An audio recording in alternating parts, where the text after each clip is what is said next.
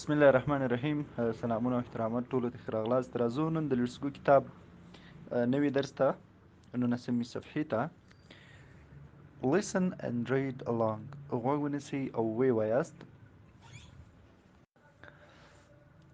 Weather around the world. هوا اب و هوا د نړۍ شاوخوا، د نړۍ ګرچاپېره. اول تصویر کې لیکلي It is sunny today in Australia. په استرالیا کې نن لمریزه ورځ ده، یعنې لمر ده. Brenda is eating green grapes. برینډا شنه انګور خوري. په لاس کې تاسو وینئ. دوهم تصویر کې لیکلي It's windy today in Brazil. په برازیل کې نن باد ده، یعنې بادي ورځ ده. Pia is wearing a brown scarf. scarf هغه د غاړې څادر نه ده، همغه ته ویل کېږي. یعنې فیا هغه د غاړې تازه راچولی، هغه یې اغوندي. دریم تصویر It is sunny today in Greenland. په ګرینلینډ کې نن ورځ لمر دی. Greg is at home. Greg په کور کې ده. Greg and his brother are baking freon bread. Greg and his brother are baking freon bread. Greg او د هغه ورور ډوډۍ پخوي. لاندې راځو listen and circle. غوږ ونیسئ او دایره تاو کړئ. اول نمبر What's Brenda eating? برینډا څه شی خوري؟ اوله A نه ځواب چې ده grapes انګور، freons الو بخاره یا الو.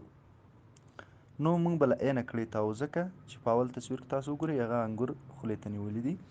دوهم تصویر What color is Pia's scarf? د فیا هغه څادر چې ده د غاړې څادر دا کوم رنګ ده؟ براون گرین، شین که نسواري. له A نه کړۍ ته نسواري رنګه ده. دوهم تصویر کې تاسو لیدلی شئ په غاړه کې نسواري رنګه تازه ده. How is the weather in Greenland? په ګرینلینډ کې هوا څنګه ده؟ rainy باراني ده، snowy که لمر ده. که موږ دریم تصویر ته وګورو هلته هوا څنګه ده؟ sunny. نو بي ځواب سمو. له B نه کړۍ تاو. راځو شلمې صفحې ته، البته 21مې صفحې ته. شلمه صفحه اکسرسایز تمرین ده، هغه ستاسو کورنۍ دنده. See, let's read about Tony. راځئ چې د ټوني په اړه ووایو، یو شی ولولو. یعنې ټوني څوک ده، چېرته اوسیږي، څنګه. لاندې راځو My name is Tony. زما نوم ټوني ده. I live in the United States. زه په امریکا متحده ایالاتو کې ژوند کوم، هلته اوسیږم. I go to a small school. زه یو کوچني مکتب ته ځم. There are 12 students in my class. هلته 12 دانې زده کوونکي دي زما په صنف کې. We use computers in class. موږ کمپیوټرونه په صنف کې څنګه کوو؟ استعمالوو. په کوره کې لیکل شوي د کورې په سطحه د یونایټډ سټیټس امریکا متحده ایالات. My school زما مکتب، my class زما صنف. What about you؟ یعنې ستا په هکله. اوس خو ټوني ځان درته معرفي کړو چې زه کوچني مکتب ته ځم، چېرته اوسېږم، څو زده کوونکي دي، صنف کې څه شی استعمالوو. اوس له تا نه پوښتنه کوي ستا نوم څه شی ده، چېرته اوسېږي، کوم مکتب ته ځې، صنف کې څه کوې. Where do you live؟ ته چېرته اوسېږې؟ اوله پوښتنه ته به وایې چې I live in Afghanistan. زه په افغانستان کې اوسېږم. How many students are in your class؟ څومره زده کوونکي ستاسو په صنف کې؟ په هغه زیړ جدول کې لیکل شوي دي new words، نوي لغاتونه. live اوسېدل، students شاګردان، class صنف، computers کمپیوټرونه. D your turn. اوس ستاسو نوبت دی. write a letter to Tony. یو خط، یو لیک ولیکئ. چاته؟ ټوني ته. یعنې د ټوني ته یو خط ولیکئ چې زه دلته اوسېږم، دومره همصنفیان لرمه. نو اوس هغه لاندې خانقالیانې د همغه ډکوو. ډیر ټوني، ګرانه ټوني، my name is شمس، زما نوم شمس دی. I live in افغانستان، زه په افغانستان کې اوسېږم. په اوله خانقالي کې به خپل نوم ولیکئ، په دوهمه خانقالي کې به همغه ځای ولیکئ چېرته چې تاسو اوسېږئ. I go to a small school، زه یو کوچني مکتب ته ځم. There are 15 students in my class، هلته 15 دانې زده کوونکي دي زما په صنف کې. او اخرنۍ کې لیکل شوي دي your friend، ستاسو ملګری. هر چاته چې لیک لیکئ هماغه خپل نوم لاندې ولیکئ. احمد، یعنې ستاسو ملګری احمد. راځو 22مې صفحې ته. یونټ 3، دریم یونټ، دریمه برخه. places، ځایونه. place، ځای، places، ځایونه. let's talk، راځئ چې خبرې وکړو. a listen and say، listen غوږ ونیسئ and say او وایاست. excuse me، بخښنه غواړم. excuse me خارجیان د هغه څه لپاره کاروي لکه موږ چې دلته یو دکاندار ته لاړ شو، یو ځای ته لاړ شو. مثلا دکاندار ته ورغلو، ای مامای کاکا ما ته وګوره دا شی مې په کار دی، یعنې د هغه توجه موږ ځان ته راړو. صحیح ده. دوی د ادب لپاره همغه کاروي. excuse me sir، بخښنه غواړم ښاغلیه ما ته وګوره، یعنې زه یو ویل لرم، نو د دې لپاره دوی کاروي. صحیح، داسې بخښنې لپاره یې نه کاروي چې دوی غلط کار کړی دی. ما یې پښتو کې مثال درکړو. excuse me بخښنه غواړم. where is the nurse's office، د نرسانو افیس دفتر چیرته ده؟ ګورئ نه دغه پړی پوښتنه ترې کړې ده. هغه ځواب ورکړی it's next to the gym follow me، دا جیم ته نږدې ده، ما تعقیب کړه، یعنې ما پسې راځه. اوکې سمه ده. په دروازه لیکل شوي nurse's office، د نرسانو دفتر.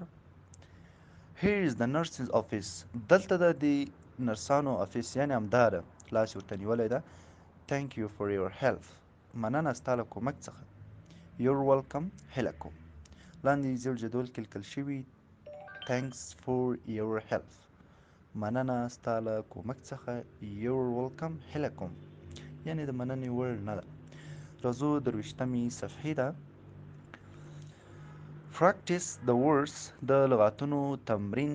ask and answer، پوښتنه وکړئ او ځواب ورکړئ. music room، د سندرو اتاق. classroom، صنف. جیم او جیم، خپله موږ پښتو کې هم جیم ورته وایو. art room، په کور کې، سوري په خونه کې، په اتاق کې. صحیح ده. لانچ روم، د غرمې د ډوډۍ اتاق. افیس، دفتر. لاندې لیکل شوي where is the lunch room، د غرمې د ډوډۍ خوړلو اتاق چیرته ده؟ it's next to art room، دا د هنرونو اتاق ته نږدې ده، یعنې څنګ په څنګ ده ورسره. it is across from the classroom، یعنې دغه صنف څخه یې خواته ده. across، هاخوا. it's between the art room and the office، دا د هنرونو اتاق او د افیس ترمنځ ده، یعنې موږ یو چا ته وایو چې د دې ترمنځ ده، د صنف یې خواته ده یا نږدې ده، همدا یې طریقې دي. په هغه تصویرونو کې تاسې لیدلی شئ across from، یعنې هې خواته له هغه. between، په منځ کې، لیدلی شئ چې د دوو توپونو ترمنځ هغه یو شی په منځ کې ده. next to، څنګ په څنګ. see، listen، point and sing، غوږ ونیسئ، اشاره وکړئ او زمزمه یې کړئ. لاندې لیکل شوي where is the classroom، صنف چیرته ده؟ نو ځواب داسې ورکوو it's next to the gym، د جیم تر څنګ ده.